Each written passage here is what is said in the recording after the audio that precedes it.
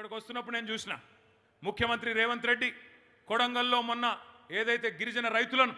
గిరిజన ఆడబిడ్డలను సతాయించి అర్ధరాత్రి వాళ్ళ ఇళ్ల మీద పడి బందిపోట్ల మీద పడి దాడి చేసినట్టు ఆడబిడ్డలను కూడా చూడకుండా దారుణాతి దారుణంగా వాళ్ళను ఇష్టం వచ్చిన చోట ముట్టి బ్రిటిష్ వాళ్ళు ఆనాటి దుర్మార్గులు కూడా చేయని దుర్మార్గ పనులు చేసి ఈరోజు ఇప్పుడే మన పోరాటానికి తల ఒగ్గి ఇప్పుడే అది రద్దు చేసుకుంటున్నట్టుగా ప్రకటన వచ్చింది. ఇది తెలంగాణ విజయం, ఇది బీఆర్ఎస్ విజయం కాదు, ఇది తెలంగాణ ప్రజల విజయం,